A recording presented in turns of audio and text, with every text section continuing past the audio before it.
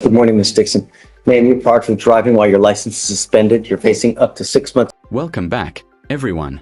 Today, we are stepping right inside the courtroom. No edits, no filters.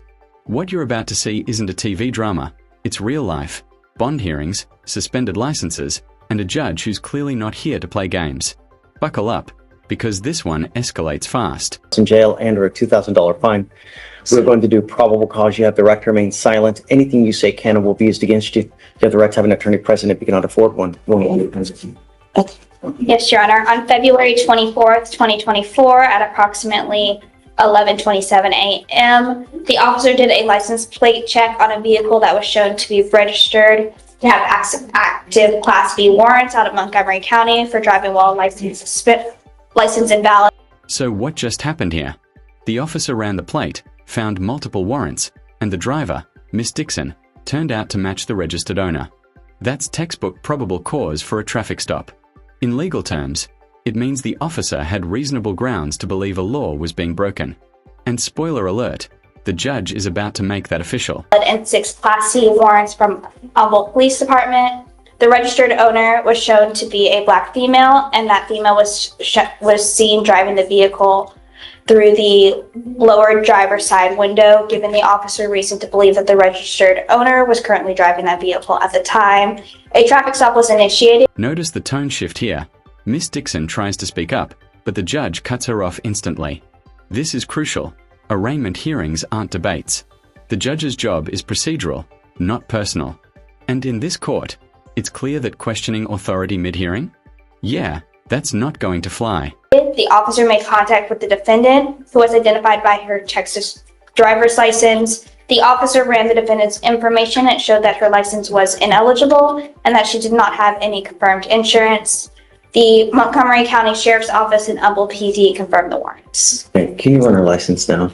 Yes, Your Honor. It is not eligible right now. Ms. Dixon, I'm going to find that there's sufficient probable cause to go forward with your case. I'm ordering you as a condition of your bond not to drive. I do not care what's going on in your life. If you do not have a Texas driver license and liability insurance in your name, you are not allowed to drive. If I find that you do, I will revoke your bond, put you in jail. Do you understand? I have one question. Stop. This is not the time for that. If you need, I can provide you a lawyer today, but this isn't where you just get to start asking questions. It's number one. Number two, this is a court. When you come to court, please dress appropriately, okay? So I'll have you go fill out an application with Miranda. I'm going to have you sign a receipt for you. I'll have you take a seat in the jury box while we get your bond conditions, and then we'll have you speak to a lawyer in the material. Please. How's Jen? Really? It's good? Fun? No, it's really not, but I'm blessed to be alive. Well, that's a good attitude to have. That really is, because it could be a lot worse. You could always be 6 feet under, right? Right. Your lawyer is asking me to set you a bond, but I'm really concerned. This case is very old, and you've been out literally. She's been on the lam for 10 years, Dave? Well, the warrant was on November 9, 2015 for this one, Judge. But the surrender for the judgment roll was on, well, actually the enrollment date was February 16th, but the surrender notice to file was April 2020. So I don't know what kind of efforts they went, but the actual forfeiture date was in 2015. Do you know that these OF. That's a major red flag in the legal world. When someone skips court after promising to return, it's called bond forfeiture, and it tells the judge, this person might not show up again. That's why prosecutors push for higher bonds. It's less about punishment, more about leverage to make sure you come back. Do they really want? Are they going to come? Like with the other ones, I can only confirm the initial teletype confirming that the warrant is valid and they do still want her. We've tried to reach out to, I'm sorry, Mr. Kim has tried to reach out to the demanding jurisdiction to see how serious of a case is it. Are they really going to come back? But he's been unable to reach anyone. And I mean, it's only been 30, 45 minutes. So your lawyer's asking me to set you a bond. Because of the nature of the case, the type of case it is, and because of the age of the case, you're asking for. Your Honor, the state's asking for $10,000 because it is a possession of controlled substance with intent for oxycodone, and the fact that it's been in forfeiture status since 2015. This isn't one where it's a to-be warrant. It's one where she appeared in front of a judge, stated she would return, and then she didn't do that. You want $1,500, Judge. My client has expressed to me that she is a college student. She has expressed to me that she only works for, because she's in school, Uber and DoorDash. She has expressed to me that she has an attorney that is working because she doesn't want this behind her. She can't have this when she graduates in May, if I'm not mistaken. I have explained to her the ramifications if this court was to give her the bond that she. That line right there, "You can't run forever," is cinematic, but it's also legally loaded. It means if she violates bond again, the next warrant will be nationwide. Translation: even if she crosses state lines, law enforcement can pull her in. It's like pressing permanent record on real life. She has to either, that attorney either has to get her a date set there, or she has to go turn herself in within the 14 days. She does not have any other criminal history or connection or contacts with police that were dismissed or otherwise, except for this one case from 2015. You know, the thing is that I have to set your bond sufficiently high so that you understand that we mean business. I'm not going to play this game with you again. If I set you a bond, it's only going to be one time. I won't do it again. You need to understand that there are serious consequences with the actions that you take now.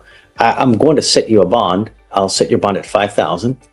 And if and when you make bond, we give you 2 weeks from the date of your release to go turn yourself in to that jurisdiction where you're wanted from. Mr. Kim, where is it? It's in Mississippi, Harrison County, Judge. Go. So you have to go turn yourself in.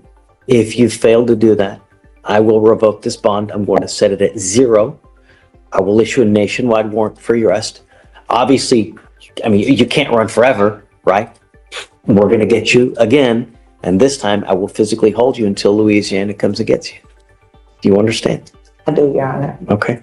So just knowing that, he has made the bond for $5,000, is that something that you can, or you or your family is able to post? Because if not, 5,000 cash? it's $5,000. Oh no, I have a deaf baby. I'm a single parent. My husband died 3.5 years ago. I'm on a fixed income. That's why I do DoorDash, and that's why I do Uber on the side, just to help, So I said that to say that the waiver, if he sets the bond, then the waiver goes away. They don't come and get you. You don't get to have the bond and wait for them at the same time and see which one happens first. So if you're not going to be able to pay the money, then you can, the option is to leave the waiver that you have in place that you signed on, I think 2/27, and then let them see if they're going to come get you or not.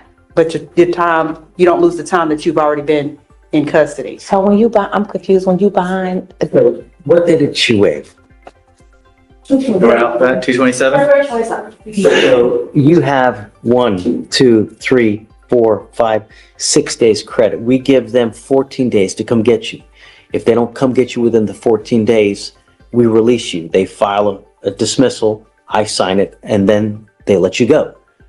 If that happens, the warrant will always remain active, and that warrant will always remain active until you physically go back or somehow go back to Louisiana and take care of it.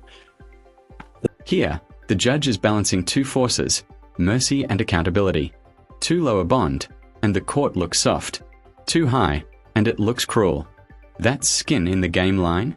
It's the judge saying, "You're going to feel this, so you remember it."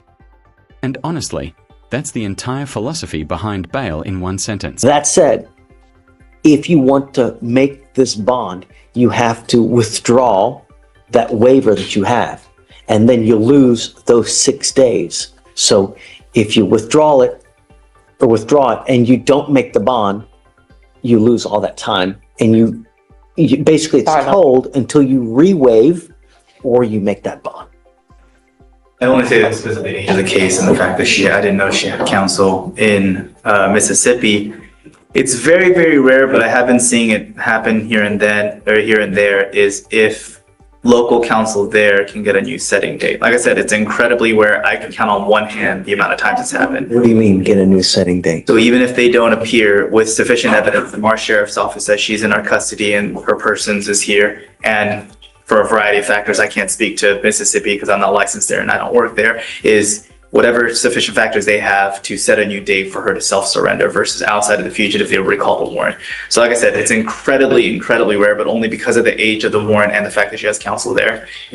Well, but we don't know that. Well, but I'm saying if the information for that counsel can be sent to I mean, I'm not going to give you a PR bond. This case is 10 years old. You've been just really, I need you to understand that we mean business. I'm not here to play games. And so that's why we have to set it sufficiently high so that you realize that you have to have skin in the game so that we know that you're going to go back. I'll let you guys talk about it. I don't want you to make a decision here in front of everybody. So you guys talk about it. You know, I'm not stuck on the 5,000. I go back down a little bit, but it's not going to be much, you know, but. I'll stand down. Thank you, Judge. So hopefully. Yeah. So Yes, sir. I'll let you guys go talk. Okay, I sir. don't want you to say something here that you might invariably regret because it's in front of everyone, you know? Okay, please. Thank you, Judge. Thank you, I'll Judge. go down some, you know, but a reasonable amount. All right. Mr. Lumumba, you are charged with 2 counts of driving while intoxicated. You've worked out an agreement. They're going to dismiss one in exchange for your plea on the other one. Pleading on 089. This one is, you know, they're all both. And that's where it wraps. 2 defendants, 2 very different stories, but the same legal heartbeat, accountability. Whether it's a suspended license, old warrants, or DWI charges, one truth rings loud in this courtroom: actions have consequences. What would you have done in their place?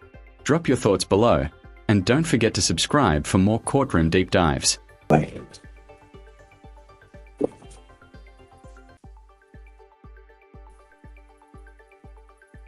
The agreement that you have is 180 days in jail to be probated for 15 months.